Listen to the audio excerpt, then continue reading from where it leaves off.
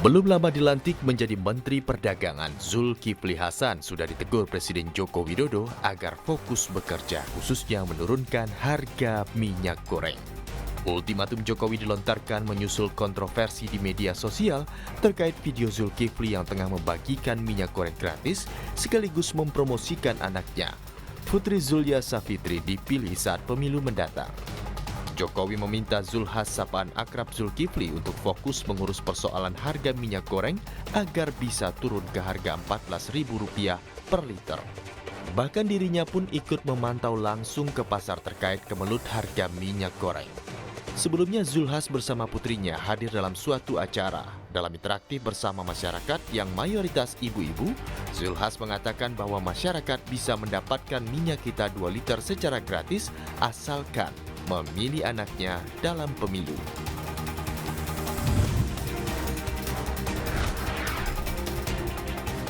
Pengadilan Tata Usaha Negara Jakarta mengabulkan gugatan Asosiasi Pengusaha Indonesia Apindo DKI Jakarta terkait revisi upah minimum provinsi 2022 yang dilakukan Gubernur Anies Baswedan. Dengan begitu, PT UN menyatakan batal dan mewajibkan Anies untuk mencabut keputusan Gubernur DKI Jakarta nomor 1517 tahun 2021 tentang UMP tahun 2022. Wakil Ketua DPP Apindo DKI Jakarta Nur Jaman mengatakan, saat ini pihaknya tengah menunggu tindak lanjut Anies selaku tergugat. Apakah akan menerima atau mengajukan banding? Sebelumnya Anies mengubah UMP DKI Jakarta 2022 yang awalnya cuma naik 37.749 atau 0,85% menjadi 5,1% dengan upah di angka 4.641.000-an per bulan. Para pengusaha yang tergabung dalam Apindo DKI Jakarta menggugat kebijakan revisi UMP 2022 yang dilakukan Anies.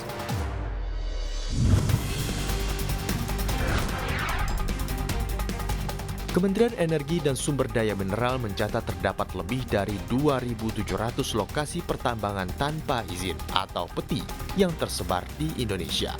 Direktur Teknik dan Lingkungan Mineral dan Batubara Kementerian Energi dan Sumber Daya Mineral (SDM), Sunindyo Suryo Herdadi menjelaskan, peti tidak mengungkapkan prinsip pertambangan yang baik serta memilih dampak negatif bagi lingkungan hidup, ekonomi, dan sosial. Upaya yang dilakukan untuk mengatasi peti antara lain dengan inventarisasi lokasi peti, penataan wilayah pertambangan, dan dukungan regulasi guna mendukung pertambangan berbasis rakyat dan pendataan serta pemantauan oleh inspektur tambang dan sebagainya.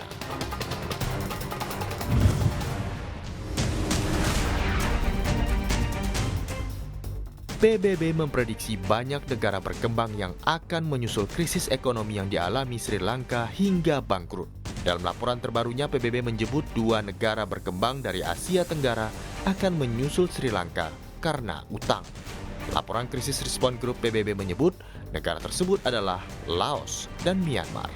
Diketahui Laos mengalami lonjakan utang yang mengakibatkannya harus mengemis restrukturisasi utang bernilai miliaran dolar. Keterpurukan ekonomi Laos bertambah parah karena cadangan devisanya yang makin menipis dan hanya mampu membiayai kurang dari 2 bulan impor. Mata uangnya pun jatuh 30% yang memperburuk kesengsaraan negara itu. Selain itu, inflasi di Laos juga melonjak 9,9% secara tahunan pada April 2022. Negara lainnya adalah Myanmar. Negara itu terancam bangkrut akibat ketidakstabilan politik Myanmar, terutama selesai aksi kudeta militer pada Februari 2021 terhadap Aung San Suu Kyi. Ekonomi Myanmar terkontraksi 18% pada tahun lalu dan diperkirakan tidak tumbuh pada tahun ini. Krisis ekonomi yang terjadi di Laos dan Myanmar berpotensi menular di kawasan Asia Tenggara lainnya termasuk Indonesia. Peristiwa krisis mata uang yang bermula di Thailand pada 1998 silam dan merambat ke Indonesia berpotensi terulang sebab krisis Myanmar dan Laos juga bersifat sistemik.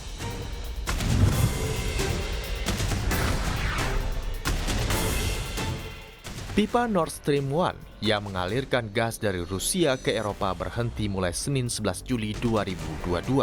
Penyetopan aliran gas ke Eropa ini seiring pemeliharaan jalur pipa gas yang berlangsung dari 11 hingga 21 Juli nanti. Operator Nord Stream AG mengumumkan penutupan dimulai pada pukul 6 pagi waktu setempat. Pemberhentian operasi akibat pemeliharaan ini telah membuat beberapa negara di Eropa berteriak. Beberapa menilai Rusia sengaja melakukan balas dendam karena sanksi yang dijatuhkan Eropa seiring tindakan Kremlin terhadap Ukraina.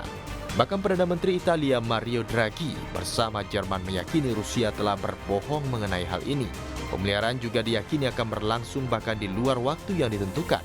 Hal ini bisa mengacaukan pasokan gas di kala musim dingin Eropa. Namun juru bicara Kremlin, Dmitry Peskov, menolak tuduhan tersebut. Menurutnya penutupan pemeliharaan adalah acara rutin yang sudah dijadwalkan. Sebagai informasi, pipa Nord Stream 1 mengangkut 55 miliar meter kubik gas per tahun dari Rusia ke Jerman di bawah Laut Baltik.